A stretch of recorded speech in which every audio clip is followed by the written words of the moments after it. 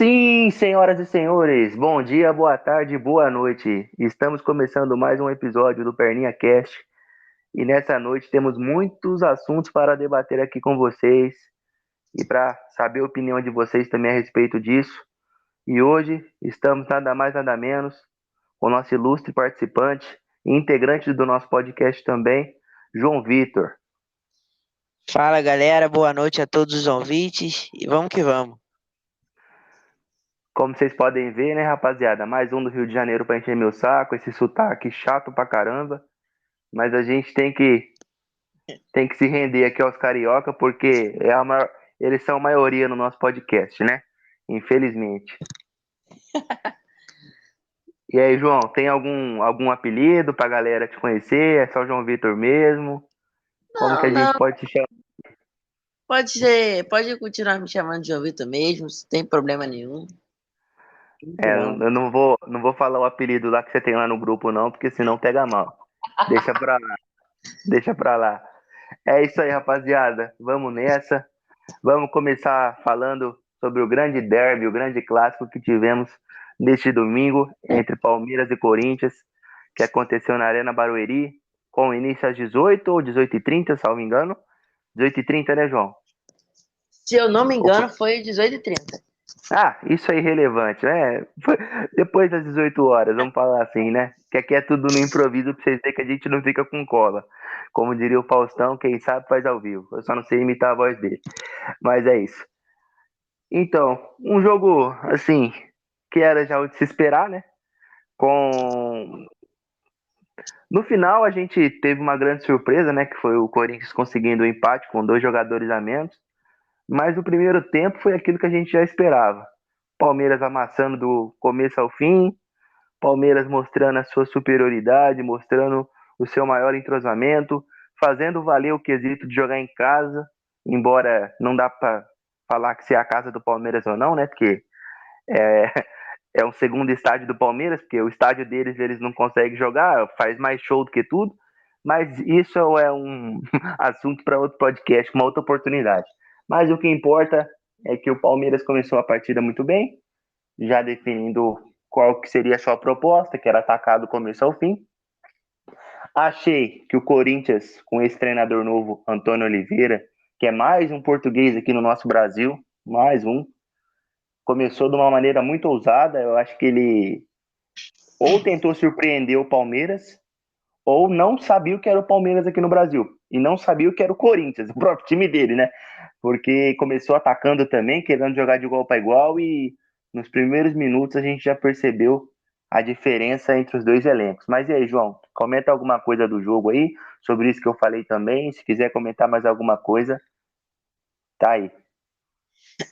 Então, desculpa, vamos lá. Então, sobre o derby que aconteceu, né, entre esse clássico Palmeiras e Corinthians, então, o que eu tenho a dizer é aquilo que o Perninha falou. Foi um clássico muito. Foi muito bem jogado, né, a partir do primeiro tempo do lado do Palmeiras. O Palmeiras é aquele time que a gente está acostumado a ver, um time que ataca, um time que tem a bola, um time que sabe jogar com a bola, um time super equilibrado, tanto ofensivamente quanto defensivamente. Então já era de se esperar, né, nesse início, um amasso, de certa forma, um amasso do Palmeiras em cima do Corinthians, né? E sobre o novo técnico do Corinthians, o técnico Oliveira, eu prefiro dizer que ele tentou surpreender a equipe do Palmeiras, tentando jogar de igual para igual. Mas eu também tenho minhas dúvidas sobre o conhecimento dele sobre a equipe do Corinthians. Porque todo mundo sabe que o time do Corinthians é um time limitado, né? É um time que não tem tanta qualidade técnica hoje como tem o time do Palmeiras. Então, assim, o Palmeiras começou, né, fazendo um golaço ali com o Endrick, né? O Endrick recebendo a bola, driblou o marcador e bateu firme, bateu com vontade. Sem, o Cássio até tocou na bola, mas não conseguiu pegar. 1-0 Palmeiras. Teve um golaço que, se eu não me engano, o lateral direito do Palmeiras, o Marcos Rocha, pegou a bola ali, né, pela ponta direita, meio que assim na entrada da área, cortou para dentro, fez um golaço, uma pena que estava impedido e que realmente estava, o pé dele estava à frente. E teve um golaço, um gol também de cabeça após o escanteio do Palmeiras, 2-0. Palmeiras no primeiro tempo, um amasso. Um show do Palmeiras no primeiro tempo. O gol de cabeça do Palmeiras saiu no segundo tempo, com o Flaco Lopes. Isso, saiu no segundo tempo com o Flaco Lopes. O Flaco Lopes que é um bom atacante, por sinal. Não é um mau atacante, não. Com relação a esse primeiro gol do Palmeiras, cara, eu tenho duas análises a respeito disso, desse primeiro gol. Primeiro, que eu achei uma displicência danada da zaga do Corinthians, porque Sim. o Endrick, na entrada da área sozinho, sem marcação, rápido do jeito que ele é, bom finalizador do jeito que ele é, teve total espaço para concluir a jogada. E também achei uma falha do Cássio. Para mim era uma bola defensável, mas a falha do Cássio só não foi maior que a do Everton no segundo gol do Corinthians, que a gente vai debater também daqui a pouco. Sim, verdade. Mas, assim, a falha do Cássio, para mim, é uma bola totalmente defensável. Não estou falando isso de forma displicente, porque já tive alguma experiência como goleiro, logicamente que nada profissional, mas assim, quem é goleiro sabe que aquela bola ali dá para ser defendida, mas também não vamos tirar a culpa e a responsabilidade da zaga, que deu total espaço pro Endrick poder finalizar a jogada. Porque aquilo, ô Perninha, o time do Corinthians é uma equipe, como eu falei, uma equipe limitada, mas é uma equipe que também pode ser muito bem aproveitada, desde quando o sistema defensivo e ofensivo seja bem organizado, porque é o que falta para o Corinthians é mais equilíbrio. Porque se você for parar para reparar nos últimos jogos do Corinthians, o Corinthians ele não tem uma defesa equilibrada, não tem uma defesa compactada. Acaba deixando às vezes espaço entre um zagueiro e outro, às vezes um zagueiro e um lateral e acaba até levando bola nas costas dependendo da jogada. Então, o Corinthians precisa achar esse ponto de equilíbrio, ajustar essa linha, porque se não for ajustar, por enquanto é um campeonato estadual, claro, né? Os times de São Paulo, claro, o estadual de São Paulo, eu que sou carioca, né? Eu posso afirmar que o estadual de São Paulo é um dos estaduais mais disputados do Brasil. Não, para mim, assim, assim, não sendo clubista aqui para os times de São Paulo nem nada, mas para mim não tem nem que ficar em cima do muro, cara. O Paulista é o estadual mais forte do Brasil. Não tem essa de é um doce. Não, para mim é o mais forte. Você Com pega aí, certeza. são cinco times que estão na Série A e, salvo engano, 9 equipes, cara, que compõem a Série B, cara. Contando com o Santos agora, 9 equipes que estão na Série B do Brasileiro. Qual outro estadual que tem tantos times É da verdade. Série A e B? Não tem, cara. O pessoal fica com esse medo de, eu vou ofender os outros estados. Não, cara. Assim, para mim, estadual é uma coisa patética, assim. Eu não vou cuspir para cima também, porque quando o São Paulo foi campeão em 2021, que fazia anos que não conquistava nada, eu comemorei muito. Mas, assim, o estadual por si só é um campeonato que os times já não dão muita bola. E aí você pega uns estaduais aí, cara, no Brasil, que infelizmente os times não têm condição nenhuma de jogar. E principalmente os times pequenos, né, cara? Os times do interior, porque os times grandes são grandes em qualquer situação. Mas os times do interior sofrem muito, cara, com logística, com questão financeira, com a questão de falta de verba para o campeonato.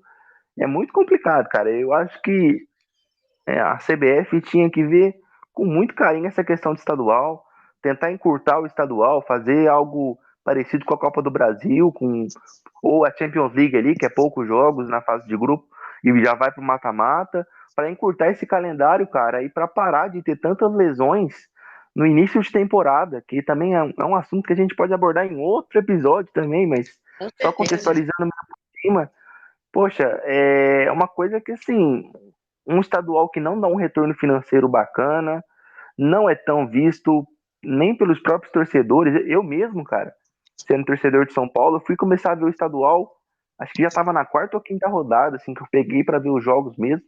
No demais, eu pego só para ver jogo grande contra Corinthians, Palmeiras, Santos, Bragantino, que é o jogo que mais me interessa. E É muito complicado, cara. Essa questão do nosso calendário, infelizmente, é muito desgastante. Mas voltando para a questão do jogo entre Palmeiras e Corinthians, aquilo que você já falou e eu também, o que era de se esperar, o Palmeiras amassando do começo ao fim. Acho que o time do Corinthians, não só na defesa, mas o time todo está em reestruturação, né? A gente sabe disso. O meio-campo parece que deu uma acertada ali agora, embora eu não concorde com a permanência do Fausto Vera na equipe, que é um jogador que não agrega em muita coisa, não marca, não agride. E os próprios torcedores do Corinthians, eu tenho amigos que torcem pro Corinthians, que pedem a saída dele do time titular, mas todo técnico que passa ali insiste com o Fausto Vera.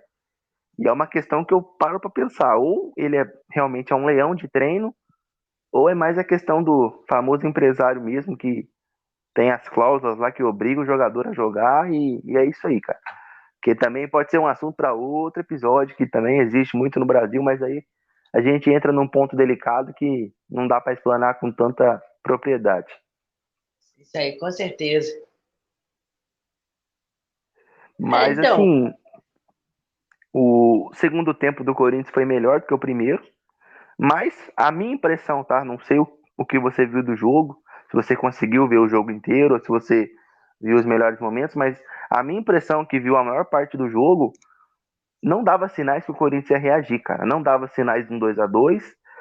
O Corinthians conseguiu um empate com um gol de falta no último lance do Garro, onde já estava com um jogador a menos. O Cássio tinha sido expulso por conta de um lance com o Rony, salvo engano. O Yuri Alberto saiu lesionado com uma pancada na costela.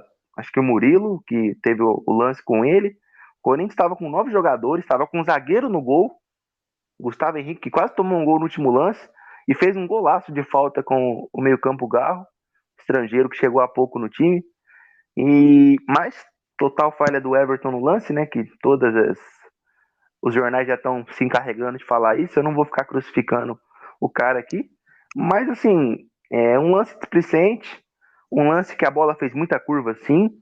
Só que aquela coisa, né? Autoconfiança. O cara achou que ia para fora. Na dúvida, meu irmão. Último lance do jogo. Pô, tô ganhando o jogo com 2 jogadores a mais, espalma para escanteio e é isso, vai para abraço. então, sobre o segundo tempo do Corinthians, eu não consegui, né, assistir o jogo todo do Corinthians, então assisti os melhores momentos. Então, eu não consigo falar com muita propriedade e análise técnica, assim como foi o jogo do Corinthians. Mas, pelo que eu vi, né, nos melhores momentos, realmente, no meu ver, também não dava, não acreditava no possível empate ou até uma milagrosa virada do Corinthians em cima do Palmeiras. Mas o que eu posso dizer que foi, eu acredito, né, que esse jogo do Palmeiras, no segundo tempo, o Palmeiras tem entrado ligado, né, como foi, pelo que eu vi, muitos momentos o Palmeiras atacando, o Palmeiras finalizando, chutando a gol, o Cássio falhou no primeiro gol, né, como a gente já havia dito, mas que salvou, de certa forma, o Corinthians, né, nesse derby contra o Palmeiras, fez muitas defesas importantes. E sobre a falha do Everton, é aquilo que você falou. É um derby, é um jogo que todo mundo tá ali para ganhar. Todo mundo ali quer ganhar. Seja os 11 jogadores que estão jogando ali dentro do campo, seja como milhões de torcedores que estão ali antenados na TV. Os torcedores, né? E os simpatizantes dos clubes. Então, assim, eu tenho certeza, não tenho certeza, venho aqui afirmar, foi uma falha do Everton nesse lance. Como eu falo, o último lance do jogo, como até você falou, o último lance do jogo, não tem como você ter autoconfiança, não tem como você, vou olhar a bola, vou tirar ela, por exemplo, com um golpe de vista. Não. Nesse ponto faltou, entre aspas, um pouco mais de sangue no Everton. E assim, um goleiro de 35, 36 anos, goleiro de De seleção, seleção, né? titular absoluto no Palmeiras, então Foi para a Copa. complicado até de falar, né? Mas Fato é que, para mim, você tocou nesse assunto aí de simpatizante. Eu não me enquadro em nenhuma dessas categorias. Não torço, não sou jogador e não sou simpatizante de nenhum dos dois, porque os dois são rivais, né, do meu time. Mas, de todo modo, o resultado foi até que bom para o São Paulo, por conta da classificação geral, mas o São Paulo também não fez a parte dele, que é um assunto que a gente vai falar daqui a pouco. Mas, no modo geral, assim, ainda falando sobre Palmeiras e Corinthians, para mim, o Corinthians tem muito a que comemorar esse ponto conquistado. Agora o Corinthians atingiu 10 pontos na tabela de classificação do grupo. Está um pouco distante ainda de classificação, levando em consideração que falta acho que 3 rodadas só para o Corinthians. Alguns clubes, como São Paulo e Palmeiras, têm 4 jogos ainda para cumprir no estadual, mas o Corinthians tem só mais 3. Mas esse ponto conquistado, além de ter toda a questão heróica de conquistar um empate na casa do adversário, com 2 jogadores a menos e com toda a circunstância de elenco, de valorização de elenco, de entrosamento, de técnico, que o Palmeiras é superior em tudo isso ao Corinthians hoje. Manteve a invencibilidade do Corinthians com um novo treinador, sendo 2 vitórias e um empate.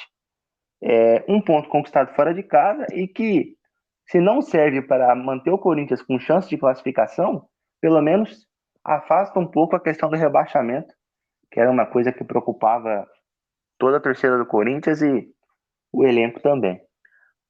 A classificação agora para esses dois times, o Palmeiras com 18 pontos, líder isolado, tem um jogo a menos ainda para ser cumprido. O Palmeiras tem grande chance de ser o primeiro geral, né, na classificação geral, lembrando que o primeiro geral ele joga os jogos do mata em casa, né, das quartas, a semi e a final, que é 2 jogos, ele joga o segundo jogo em casa também. O Santos estava com essa classificação geral, mas perdeu para o Novo Horizontino ontem. E o São Paulo poderia ter encostado mais ali na classificação geral também, mas empatou de uma forma displicente contra o Bragantino, deixando também um gol passar nos últimos 1 minuto e meio de jogo ali. E assim a gente já emenda o próximo assunto. Não sei se prefere falar primeiro aí do clássico do Rio ou a gente já emenda para São Paulo e Bragantino. O que tu acha aí, João? Podemos emendar, sim, para São Paulo e Bragantino. Tá, vamos lá. Só para finalizar aqui com os times do São Paulo, né? Não podemos esquecer de falar do Santos também, que infelizmente ou felizmente, né? Não sei. Felizmente para um, infelizmente para outro, perdeu em casa pro. Como chama o time? Meu Deus do céu, Novo Horizontino. Novo Horizontino, obrigado. Novo Horizontino jogando muito bem. Já é a segunda vitória contra time grande que o Novo Horizontino conquista fora de casa. Ganhou de 3-0 do Corinthians na Arena, ganhou de 2-1 ontem do Santos. E, cara, mostra, né, que o time do Santos não é tudo isso que todo mundo fala, embora é muito louvável o que o Carille vem fazendo com o Santos, né?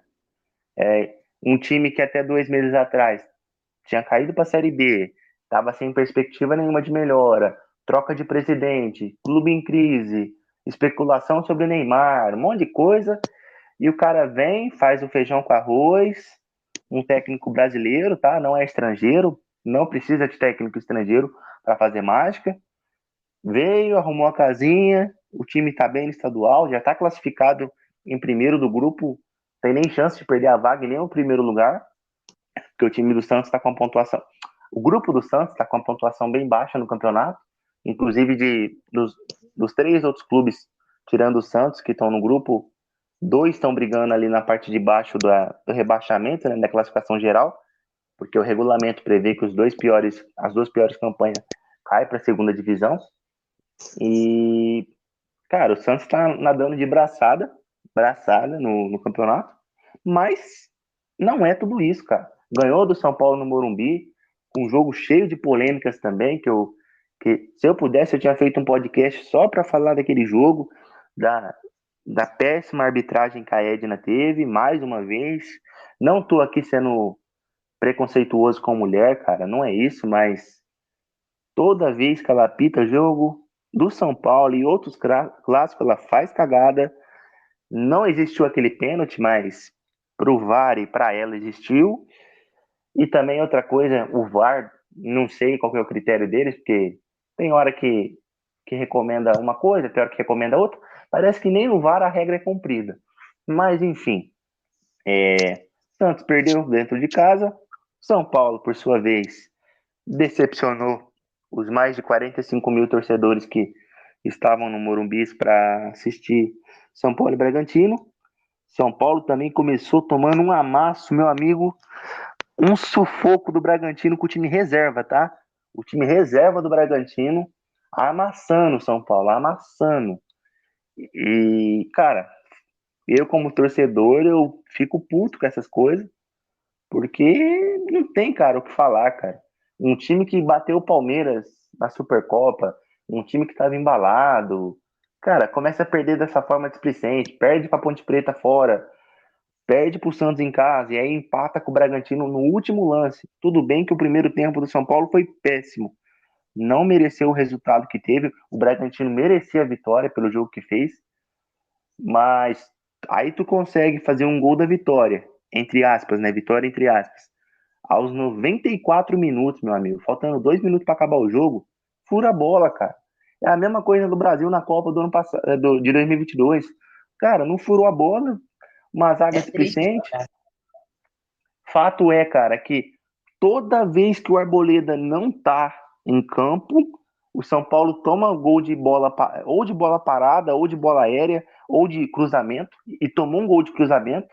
A bola passou nas costas do Wellington, que é outro lateral também que é super valorizado no São Paulo, é outro Caio Paulista, só que joga. Inclusive, ele era reserva do Caio Paulista, tá? Nunca foi titular da posição, e agora tá pedindo um mar de dinheiro aí para renovar com o São Paulo, porque ele se acha super valorizado, ele acha que qualquer time no Brasil precisaria do Wellington. Não, com certeza. O Wellington é um excelente jogador. Não, nível de seleção, né? Vamos falar que o Wellington é seleção, pô. Ou eu tô errado? Complicado, cara. Complicado demais. E São Paulo deixou de conquistar 2 pontos, né? Não ganhou um ponto no final das contas. E saiu da zona de classificação, porque tá 1 ponto atrás do São Bernardo e acho que 1 ponto atrás do líder do grupo do São Paulo. É o. Acho que é o próprio Novo Horizontino. Acho que é o próprio Novo Horizontino. É isso mesmo. O líder é o Novo Horizontino e o São Bernardo é o segundo colocado.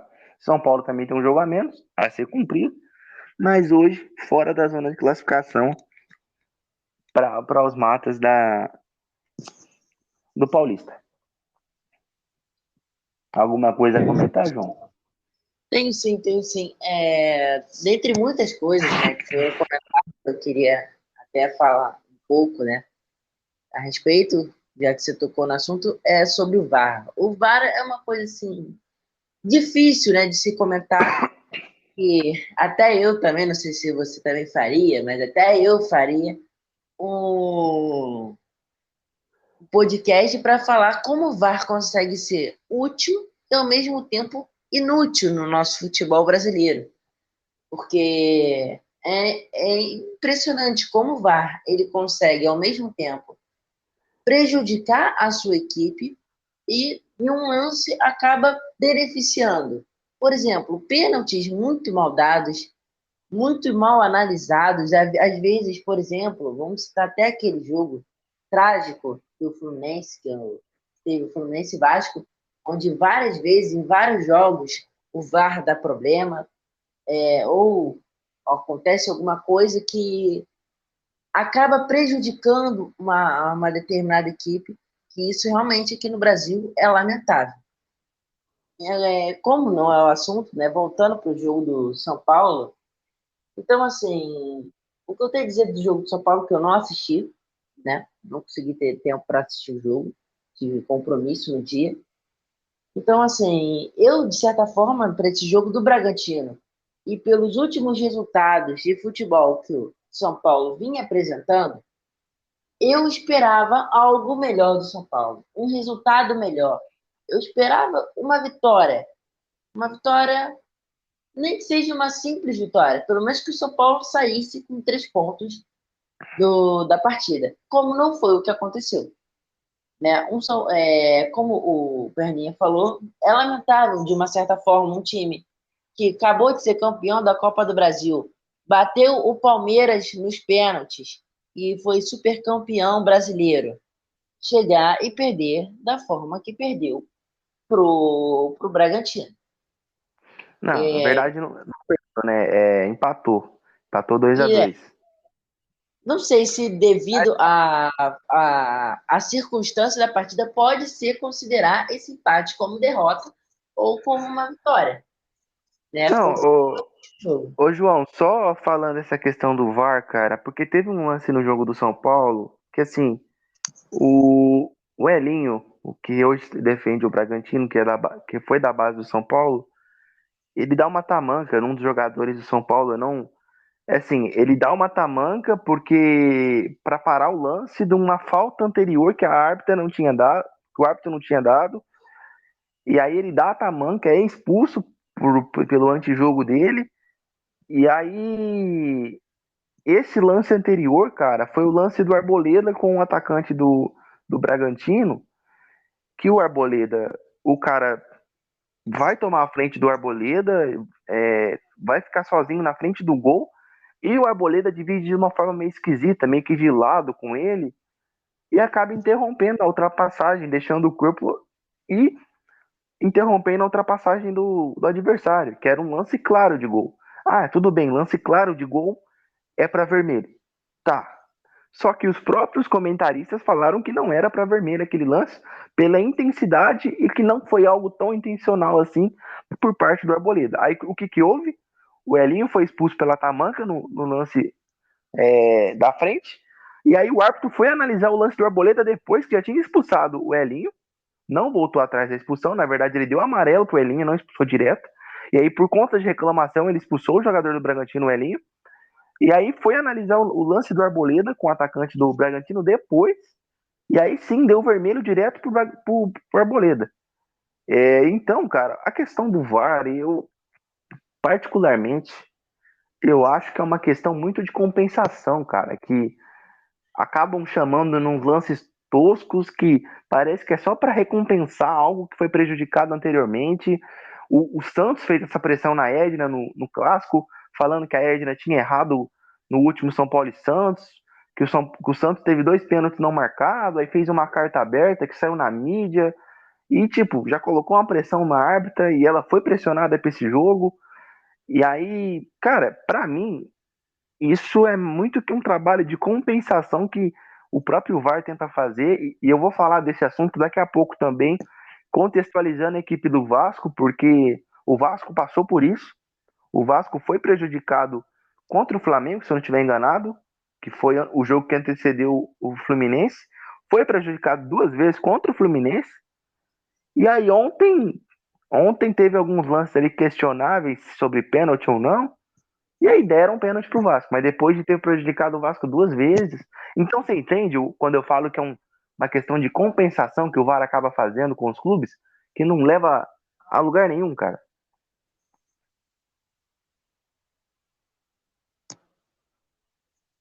João? Oi, tô aqui. Realmente, essa parada de compensação realmente não leva a lugar nenhum. Só traz mais confusão para o futebol, só traz mais discórdia e fica cada vez mais lamentável a situação do nosso futebol brasileiro, né?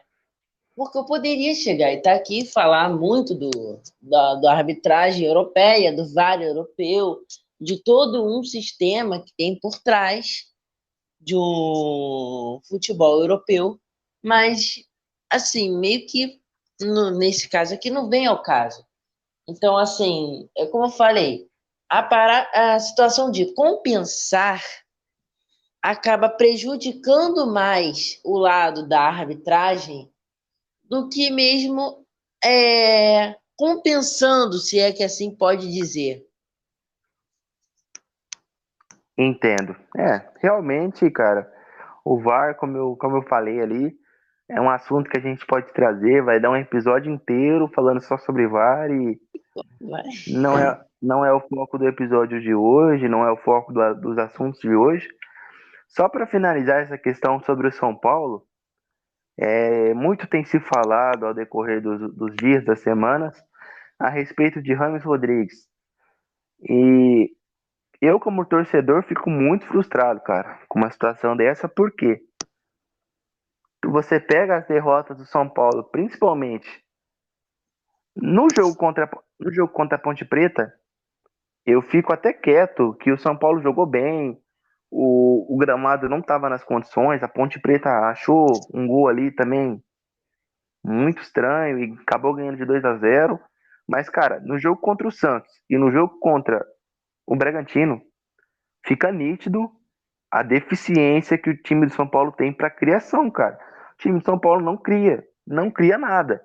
Aí, qual que é o problema do Rames? Ah, o Rames não tem tempo de carga, o Rames não tem preparo físico, o Rames tem que se condicionar melhor, não dá para fazer um esquema tático para o Rames jogar? Beleza. Só que, cara, se o problema é ritmo de jogo, me responde uma pergunta. Você, que não acompanha o São Paulo, mas é complicado porque você não acompanha de perto.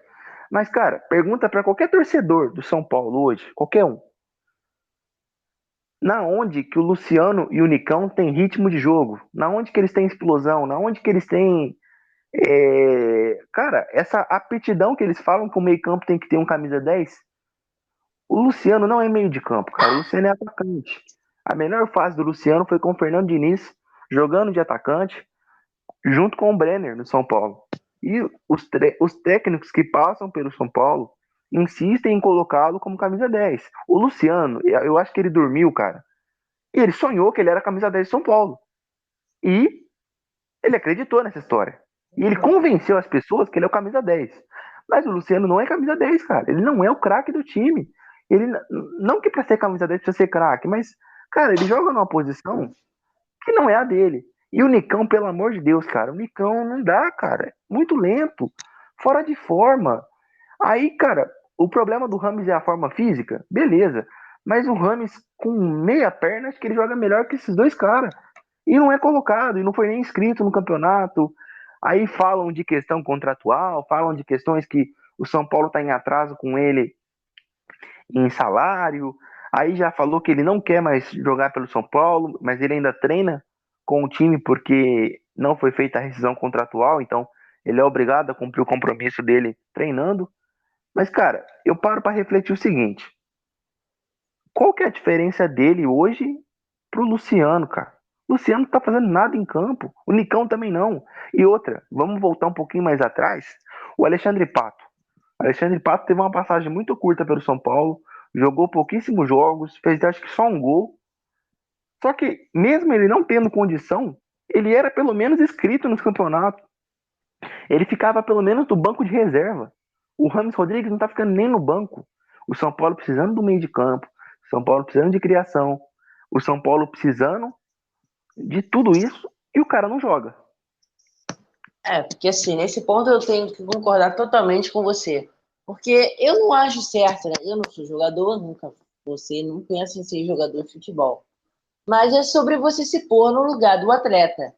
Aí eu falo, muita gente fala, ser atleta é isso, ser jogador é fácil, mas ser jogador não é fácil. Apesar da verba que o jogador recebe, vai estar atrasado, mas isso aí, tipo, acontece, depende da estrutura do clube. Mas ser jogador de futebol nunca é fácil. Porque imagina você passar pelo lugar do cara. O cara sabe que o time precisa de um meio de campo. O cara sabe que ele tem qualidade. Sabe que no momento ele não conseguiu render no primeiro momento no São Paulo. Coisa que isso é normal acontecer com o jogador. Às vezes o jogador entra no clube, o jogador não vai render. Como Cara, mas aconteceu, por exemplo.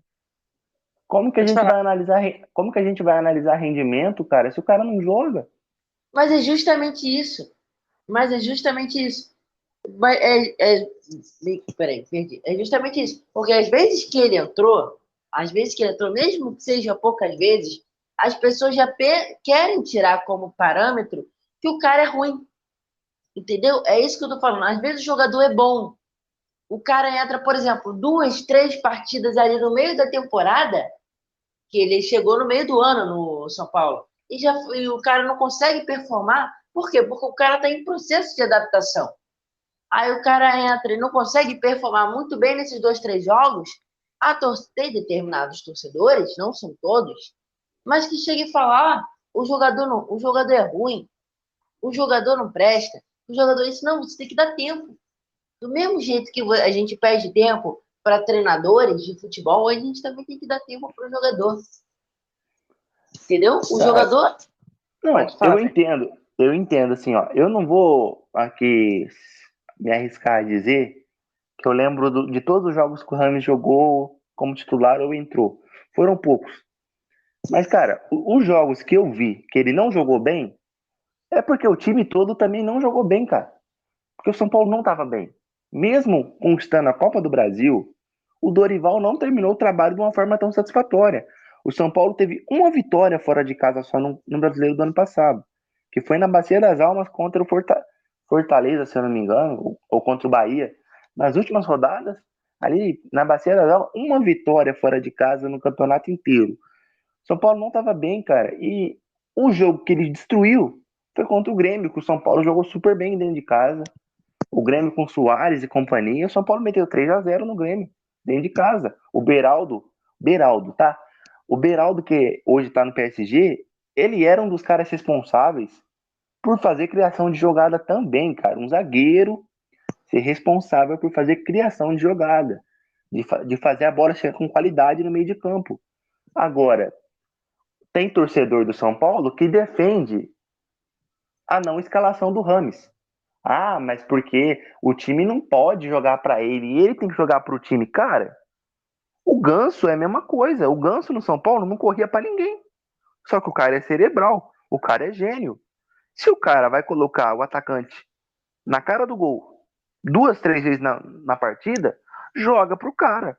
O São Paulo não tem ninguém, cara, com essa característica de passe, de finalização boa, de bola parada. O São Paulo não tem esse jogador, cara. Aí quando encontra esse jogador, deixa o cara ir embora dessa forma.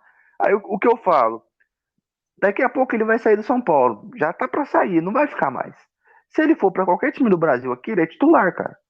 Com exceção de Flamengo e Palmeiras, que tem elencos com mais peças, qualquer outro clube ele é titular absoluto. E me arrisco a dizer que até no Flamengo e no Palmeiras ele é titular absoluto. Mas, por que no São Paulo não dá certo? Parece que o São Paulo tem uma sina, cara. Vem, cara, com status de craque no São Paulo, não joga, não rende. São Paulo, não sei o que acontece, cara. É uma incógnita que o torcedor fica. E, pô, o time não pode jogar pro cara. O cara é o camisa 10 de ofício. O cara jogou no Real Madrid, jogou no Bayern de Munique. Todos os times jogavam pra ele. E aí o São Paulo não pode. Ah, para, cara, para. Isso pra mim é. Sei lá, cara. Eu acho que tem muito mais coisa envolvida que a gente não sabe nem vai saber. Que não é soltado na mídia, né? Mas é muito triste ver o São Paulo nessa situação, precisando de um meio de campo de qualidade, tendo um cara desse no elenco, pagando um salário altíssimo para ele, e o cara não joga. É, pelo menos nem que o cara não rendesse, né? Mas pelo menos que o cara entrasse em campo e fizesse o trabalho dele, né? Que é para isso que ele está recebendo. Mas é nem isso o coitado tem o direito, né? Realmente é lamentável que determinados clubes brasileiros fazem. João, eu faço uma aposta com qualquer um aqui, cara. O Rames, mesmo fora de forma, qualquer partida que ele entrar, ele vai deixar um companheiro pelo menos uma vez na cara do gol, 2 vezes, cara. A Cara, gente mesmo sem. Se ele pode falar. entrar hoje no time do São Paulo e não mudar a situação atual, cara, eu não sei. Mas, enfim, né? Eu acho que não adianta também a gente falar disso, porque já tá meio que definido que ele não vai ficar, então não dá nem pra contar com ele mais. Sim, tipo, só para fazer um adendo sobre essa situação, tipo, jogar para um determinado jogador, eu sinceramente eu não considero errado. Porque por muitos anos isso aconteceu muito no futebol brasileiro. O Vasco do Romário. O Vasco jogava pro Romário.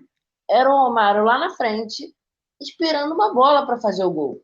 2019, eu arrisco dizer, o Flamengo jogava pro Arrascaeta, Bruno Henrique e o Gabigol. Até Ah, Everton mas aí Ribeiro são também três fizeram uma boa jogadores, partida. né? Sim, são 3 jogadores, mas o cerebral do Flamengo era o Arrascaeta. Porque para esses dois fazer o gol, a bola tinha obrigatoriamente que passar no pé do Arrascaeta. Porque ele era aquele cara que mudava a dinâmica do jogo. Tanto que muitas das vezes que o Flamengo jogava depois de 2019, 2020, 2021, até 2022, e o Flamengo foi jogar sem o Arrascaeta, o Flamengo passou sufoco. O Flamengo passou sufoco. Você jogar para um determinado jogador, você não está sendo superestimando o jogador ou falando que o jogador é o cracaço. Não, você está extraindo o melhor do cara. Porque você sabe que aquele cara, se você jogar no pé daquele cara, aquele cara em um lance vai fazer um gol que pode ser do título. Um gol ou uma assistência que pode dar, por exemplo, a Libertadores para um São Paulo, entendeu? Não, tipo, estou jogando uma situação hipotética, entendeu? Então, assim, o Ramos Rodrigues me arriscaria sim dizer que poderia vir para o Flamengo um dia até ser titular, não agora, porque devido à idade, né, devido ao peso, mas Gerson também não vem rendendo tanto no Flamengo. Mas quem disse que o Ramos Rodrigues tá pesado, cara? O cara tá fino.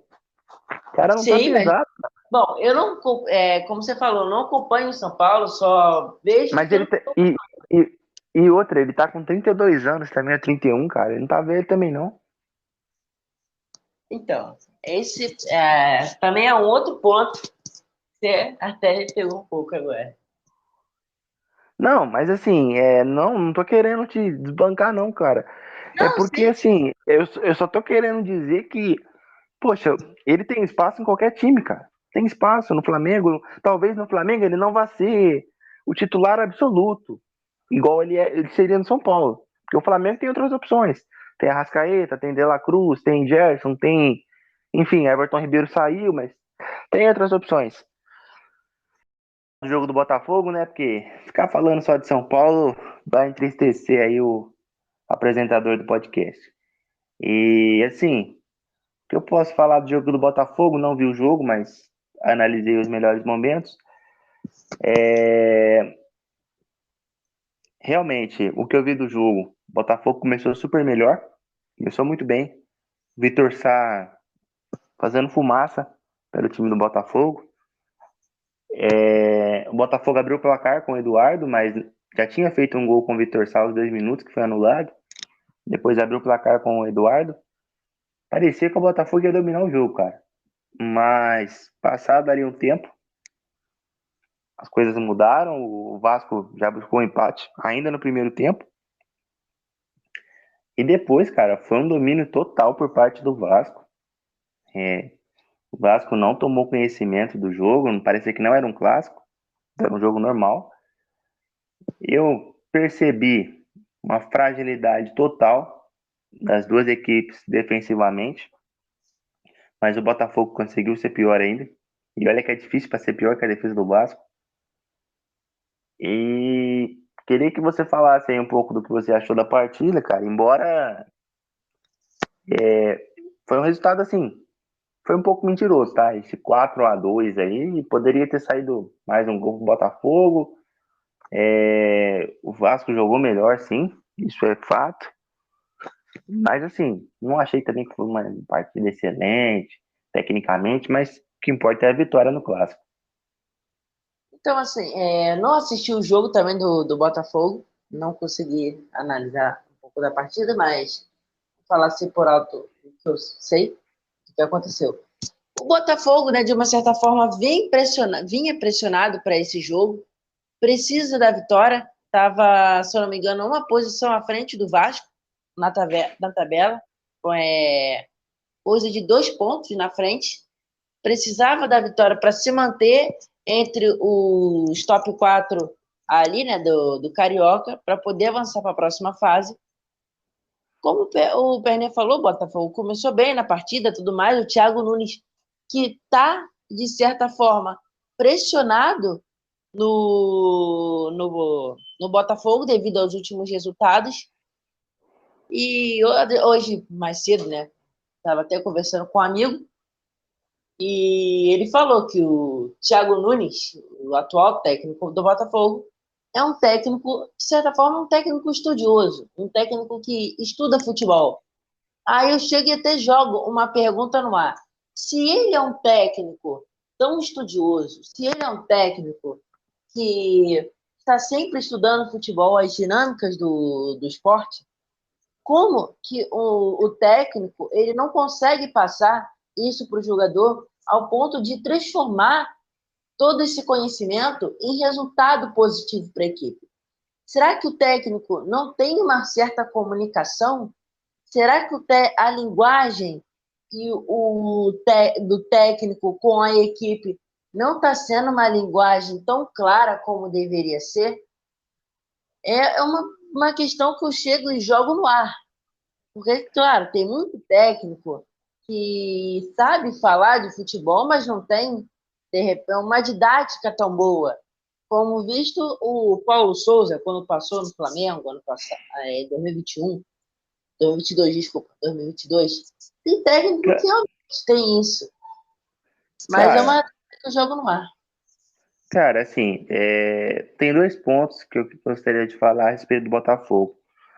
Embora eu sou bem honesto nessa parte, eu não vou ficar falando aqui com propriedade nem do Botafogo e nem de qualquer outro time do Rio, porque eu não acompanho de perto.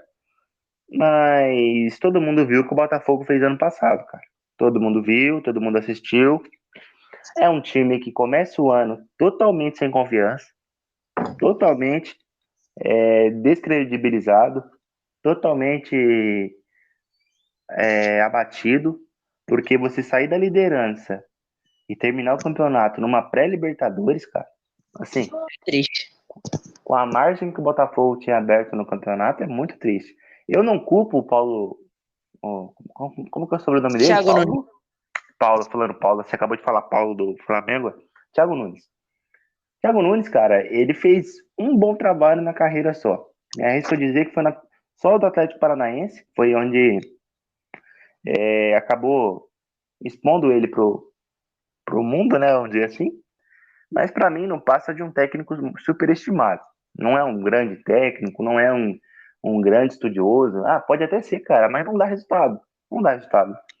E assim, para mim, o Botafogo trouxe ele no final do ano passado, naquele ato de desespero, no último ato ali, para tentar ainda buscar o título. Na situação que ele veio, o Palmeiras já era líder, se eu não me engano, do campeonato. O Botafogo acho que tinha um ponto a menos, um jogo a menos, e acabou ainda perdendo, tomando empate do Curitiba no último lance, acho que na penúltima rodada do campeonato. Cara, então não dá para culpar o técnico, não dá. De um elenco assim que fraquejou, cara. Um time que tinha a faca e o queijo na mão, estava entrosado, invicto em casa, abriu, acho que chegou a abrir 15 pontos, 13 pontos, 15 pontos, o segundo colocado, e foi perdendo as forças. Não é à toa que eles conhecem o Botafogo como cavalo paraguai. Não é a primeira vez que o Botafogo faz isso. E é uma tristeza para a torcida do Botafogo, né? Porque o Botafogo virou SAF, montou um time excelente, estava entrosado, tinha tudo para ser campeão. E o Botafogo deixou de ser campeão brasileiro, deixou escapar a vaga na, na Libertadores direto, deixou de participar da Supercopa do Brasil, que era para ser Botafogo e São Paulo. E, cara, o ano de 2024 é reflexo do ano passado. O Botafogo começa sem confiança, vai ter que disputar agora uma pré-Libertadores. E se passar dessa pré-Libertadores e o Bragantino passar também, pega o Bragantino na próxima fase da pré-Libertadores, corre sérios riscos de ficar fora da fase de grupo, porque hoje, para mim, o Bragantino é mais time que o Botafogo, é melhor treinado que o Botafogo e tem mais chance de classificar na Libertadores. E assim, não dá para culpar o técnico, para mim grande parte da culpa é do elenco. E, cara, o Botafogo, se não tomar cuidado esse ano, vai sérias chances de brigar para não cair no Campeonato Brasileiro. É a minha opinião, tá? Minha opinião. Sim, sim. Não sei se consegue. Agora eu vou dar minha opinião. Não sei se consegue chegar a nesse nível, ao ponto de não cair. Mas que o Botafogo precisa se recuperar rapidamente, se achar rapidamente na temporada, ele precisa. Porque a gente fala muito do Carioca também, né? Que o Carioca lesiona muitos jogadores e tudo mais. Não só o Carioca, como o Paulista. Mas, de certa forma, ele consegue ajudar os clubes, né, do Brasil a testar, né, certos jogadores. Mas agora, tipo, voltando a falar do Botafogo, como eu falei, o Botafogo precisa se reencontrar.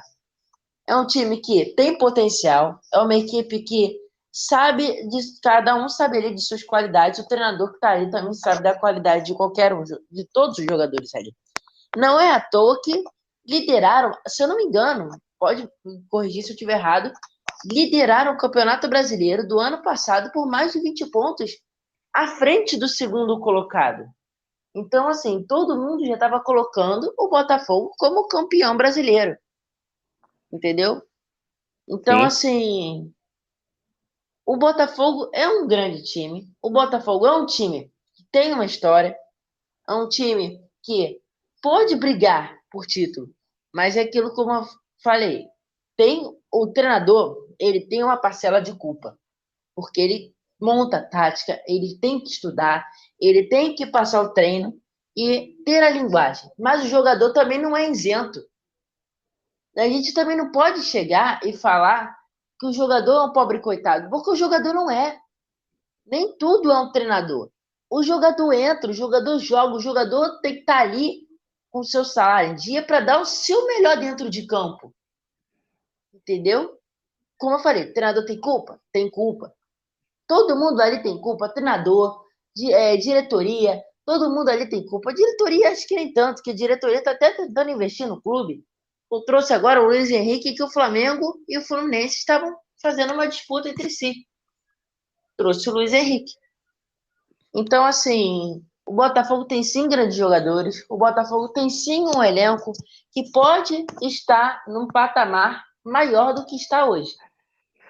Só precisa de mais profissionalismo da parte futebolística. Bom, Cara, essa é a minha opinião. não querendo pôr fogo no parquinho, não, tá? E assim, fazendo uma análise bem grosseira, tá? Da minha parte. Mas hoje, cara, hoje, analisando os 16 clubes que permaneceram na Série A do ano passado e os 4 que subiram da B, eu não vejo o Botafogo jogando um futebol acima de mais do que 4 ou 5 clubes do Brasileirão, cara. Que, que vai ter agora em 2024. Porque, ó, vamos lá. Subiram Vitória, Juventude, Criciúma e Atlético Goianiense da Série B. O Juventude, cara, jogou uma bola fina. O Vitória nadou de braçada no Brasileirão da Série B. Aí Criciúma e Atlético Goianiense, você pode até questionar que são aqueles times que sobem para cair de novo. Pode acontecer com o Juventude também, pode acontecer com o próprio Vitória. Mas, cara, vamos lá por estado. Inter tá jogando melhor que o Botafogo, o Grêmio também. Aí vamos agora pra Minas. Atlético e Cruzeiro. O Atlético tá mal, tá? O Atlético, pelo que investiu no elenco, tá muito mal no estadual deles. Se eu não me engano, acho que é o terceiro colocado do estadual, tá atrás de América e Cruzeiro. Tá empatando jogos toscos, empatou com a Tom Benz esses dias em casa. E vamos lá, mas no Rio, Vasco, Fluminense e Flamengo jogam melhor que o Botafogo hoje. Em São Paulo, Corinthians, Palmeiras e Bragantino jogam melhor que o Botafogo hoje. Então, cara, você vai pensando nos estados, tu vai vendo que o Botafogo tá pior do que vários times, analisando tabela e analisando também, cara, o futebol apresentado. Porque, pra mim, cara, tu vai me desculpar, mas o nível do estadual do Carioca é fraquíssimo. Fraquíssimo. Tirando ali Fluminense, Vasco e Flamengo e o Botafogo, acabou, cara. O resto é time de várzea, é time sabe, é um catado ali que os elencos fazem. Eu tenho um pouco de propriedade para falar disso, não tanto quanto vocês que moram aí no Rio, você, o Portinho, mas, pô, eu assisti o ano passado a Série A2 do Carioca, porque um colega meu jogava no Olaria. Cara, muito feio de ver, cara. Os campos extremamente mal cuidado, arbitragem errando muito, não tem VAR na segunda divisão de nenhum estadual. Então, assim, cara, o Botafogo tem que abrir o olho, porque. E outra coisa, o Carioca é muito desorganizado nisso também, de ser 3 campeonatos em um só. É Taça Guanabara, é o. Que mais? Taça Rio e Carioca. Muito Cara, desorganizado. que campeonato é esse, cara? Que tem que jogar a final 3 vezes pra sair um campeão, E fora que não sabe? tem, Fora que o quê? Cortou tua voz aí. fora que não tem premiação.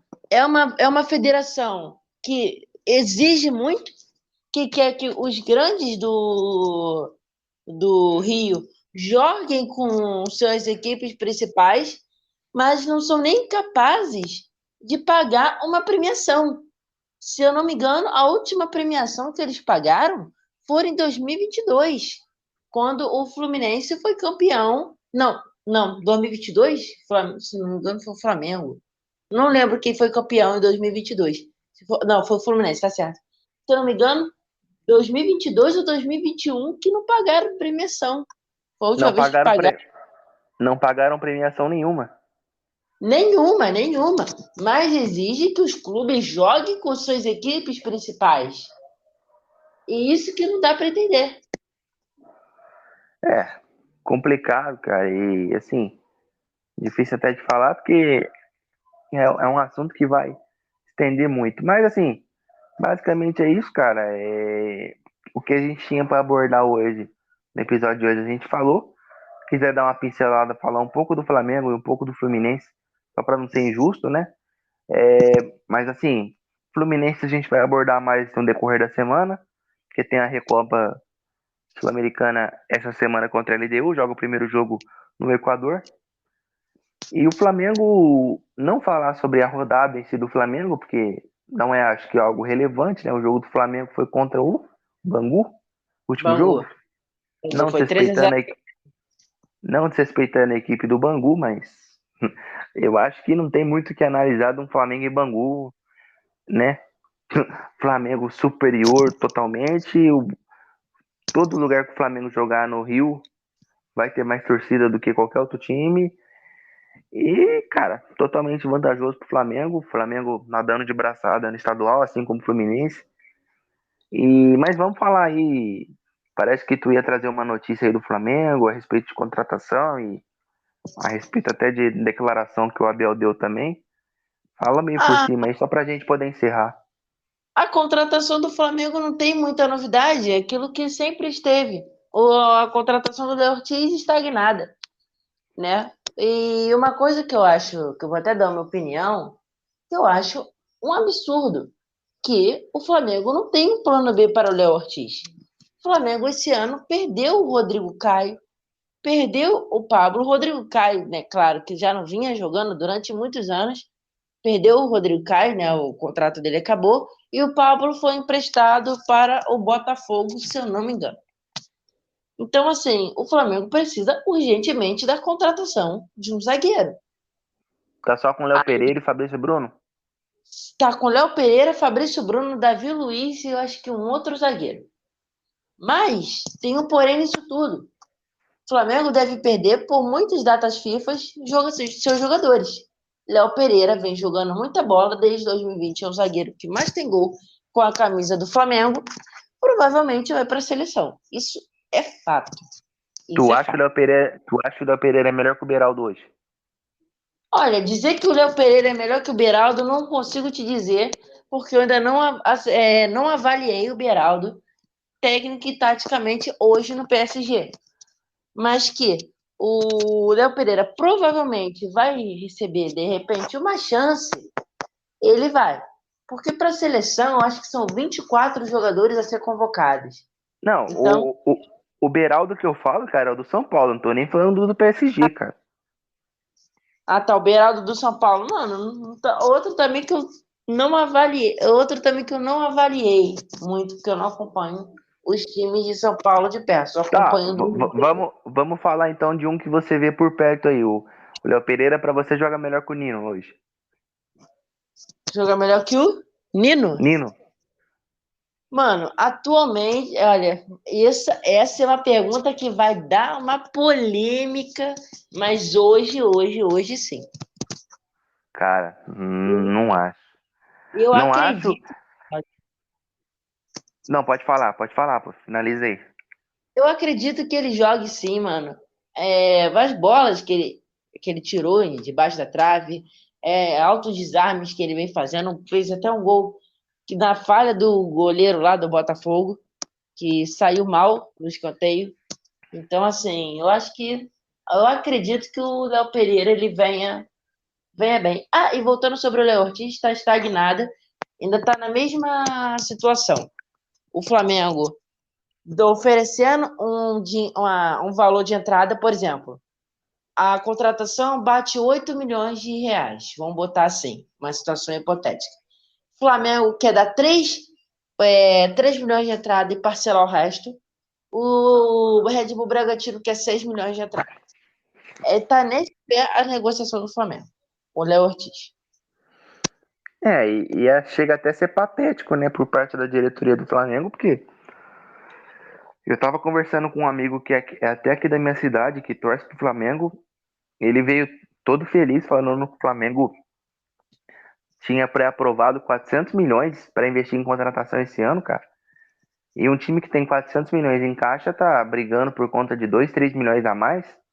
Cara, isso É, aí só a contratação do Léo Ortiz, ó. Só a contratação do De La Cruz comeu muito, muito da caixa do Flamengo. Porque mesmo o que o Flamengo. Flamengo, mesmo que o Flamengo pague 2, 3 milhões a mais no Léo Ortiz hoje, cara. Léo Ortiz é um zagueiro novo, totalmente promissor. Logo vai ser vendido para a Europa, o Flamengo recupera esse dinheiro muito depressa e triplica, quadriplica o valor que paga nele, vendendo ele para a Europa. Porque fica muito difícil assim falar, porque são separados 300 milhões por ano assim para o futebol, né? Dá uma margem aí de 20 a 25 milhões de reais por mês. Isso foi, não estou tirando essa situação da minha cabeça, foi dita hoje mesmo na entrevista que teve a Flá TV, na apresentação do Matias Vinha e na coletiva de imprensa do Fabrício Bruno, que anunciou a sua renovação de contrato. Mas você tem os números aí de quanto foi gasto no Dela Cruz, de quanto foi gasto no Vinha? Porque, cara, não é possível que um cara que tava no River Plate, O Vinha ele que bateu próximo 10 milhões de euros, se eu não me engano, e o De La Cruz em reais, eu acho que bateu um pouco mais de 100 milhões de reais. 100 milhões de reais, cara, 100 milhões de reais. Se eu não me engano, tá maluco, eu vou até trazer isso na próxima tá vez que eu for. maluco. Eu trago esses valores certinho. Não, não, Mas tá maluco. A gente vai encerrar esse podcast aqui com indignação, cara. Se o com De La certeza Cruz, se o De La Cruz vale 100 milhões, cara, tá maluco. Qualquer um vira jogador hoje. muita coisa não. Ainda não vi muita coisa do De La Cruz ainda. Que esteja para valer um pouco mais de 100 milhões de reais. Cara, e assim, vale lembrar, vale ressaltar que o mercado argentino, cara, a Argentina, por um todo, tá em crise. E, então, assim, um mercado que está em crise, um mercado que não contrata, um mercado que não ganha títulos, porque faz muitos anos que a Argentina não ganha Libertadores. É um time da Argentina. Cara, como que chega a valer 100 milhões de reais, sendo que a nossa moeda está muito mais valorizada que o peso argentino, cara? Como que chega a valer essa Posso ser negociação? polêmico? Essa negociação pode ter sido feita em dólar, mas não tira o mérito, não tira o fato da Argentina estar em crise e o Brasil que vende jogador caro para fora, não a Argentina vende. Esse ponto que você falou tá certo. Eu vou até ser um pouco polêmico, porque o Flamengo vinha pressionado para contratar esse jogador. Aí você vai falar, João Vitor, por que o Flamengo está pressionado em contratar o Nicolás de la Cruz? Simplesmente porque no ano passado o Flamengo fez um ano patético, cuja deu 52 dias de férias para seus jogadores que nem CLT você recebe uma quantidade de férias tão alta como essa. E fora que é ano de eleição, né, Perninha? É ano de eleição. Então, comprou o jogador, né, pagando-se a multa à vista, que o Flamengo fez. Ou seja, eu achei uma irresponsabilidade pagar a multa de um atleta, porque o Flamengo nunca se trabalha pagando multa de atleta, muito menos de treinador de futebol, muito menos de treinador de futebol. Então, assim, me desculpa, eu sou muito fã do De La Cruz, o que ele fez no River Plate, algo sensacional. Ganhou Libertadores, jogou o Mundial de Clubes inúmeras vezes, mas me desculpa, até agora não valeu a multa, ao valor da multa. Não mostrou ainda que veio. Pode Se, mostrar? o- Pode, mas até agora não vi nada. se o De La Cruz vale 100 milhões de reais, o Arrascaeta vale 200, 300, então? Certeza? O Flamengo vai conseguir vender o Arrascaeta por esse preço? Não vai. Vai. Então, então é isso onde eu falo que houve uma grande burrice. E outra, o De La Cruz, o Flamengo estava pressionado a contratar o De La Cruz desde o ano passado. Mas o preço de mercado do De La Cruz caiu muito, cara. O De La Cruz não é aquele De La Cruz de 2018, 2019. Não, cara. Ele tá mais velho, o River Plate não tá na mesma fase. Ele não é um. Sabe um cara que jogou muito essas últimas temporadas, que é argentino também? Um tal de Pedro de la Vega. Esse cara jogou muito. Joga Se muito. eu não me engano, ele é do Lanús. Se você tivesse É falando para mim, se você estiver falando para mim que está pagando 100 milhões de reais um jovem promissor, que atacante, que estava jogando super bem, eu fico quieto. Agora o De La Cruz tem quantos anos? Mais que 30? Acho que, acho que uns 28, 29 anos. cara, um cara de 29 anos valer 100 milhões, vindo do River Plate, sei lá, cara, muito exagerado, entendeu? Eu Mas é, pode finalizar a tua fala e a gente já vai encerrar por aqui também, para não ficar um podcast muito longo e para o pessoal não ficar cansado de ouvir a gente. então, eu vou encerrar falando que realmente não vale, um jogador da cidade não vale 29 milhões de euros, 29 milhões, 100 milhões de reais. E o Flamengo precisa urgentemente contratar esse zagueiro. Urgentemente contratar, porque não dá para ir até o meio da temporada com o elenco que tá. Pelo menos um zagueiro e um ponta direita. O básico que o Flamengo precisa trazer. E sobre a fala do Abel Ferreira, né, falando que até eu achei um pouco infeliz a fala dele, concordo em partes do que ele falou que o Jorge Jesus deixou a marca dele aqui no Brasil, que abriu portas para ele e para alguns outros treinadores europeus entrar, mas só que teve uma parte na fala dele que eu achei que ele fez um pouco da referência da colonização no ano de 1500. Não sei se a minha interpretação estava errada, mas eu encarei essa fala dele como se ele estivesse fazendo uma, né, querendo dizer, né, falar um pouco dessa colonização. E eu achei um pouco despretensiosa essa palavra que a gente pode usar a fala dele, porque existia vidas antes aqui. Então, muitos portugueses usam isso para atacar nós brasileiros. Cara, eu não vou entrar nesse demérito, porque assim, eu não acompanhei na íntegra essa entrevista.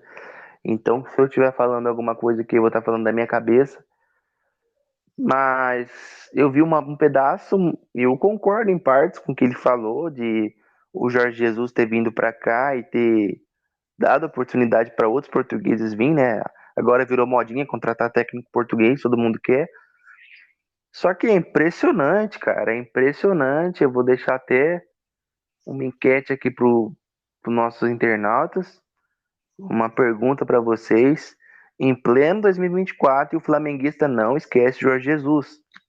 Meu Deus do céu. Não tem como esquecer. Vocês não esquecem o cara. O cara tá do outro lado do mundo. Deixa o Jorge Jesus, gente.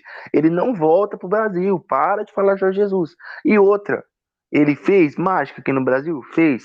Ele ganhou tudo em um ano? Fez. Mas quem garante que ele continuaria sendo esse técnico nos outros anos? Ainda mais tratando de Brasil. E outra coisa, para mim, o Abel Ferreira é um técnico muito melhor do que o Jorge Jesus. Muito, mas muito melhor. Se você pegar em números, o que o Abel Ferreira conquistou, a longevidade que ele teve aqui no Brasil, ele tá há 4 anos no Palmeiras já, cara. Sabe? Para mim, essa comparação. Eu sei que você não quis comparar, tá? Mas para mim, essa Sim. comparação nem existe. O Abel Ferreira é muito melhor que o Jorge Jesus. Mesmo tendo um time bem inferior ao do Flamengo em questão, principalmente na época, né? Quando o Abel Ferreira veio, ele veio depois do Jorge Jesus, ele veio em 2020, o Jorge Jesus estava em 2019, e o time do Flamengo, o time do Palmeiras na época era muito limitado. Hoje o time do Palmeiras está um pouco melhor, mas na época não, cara.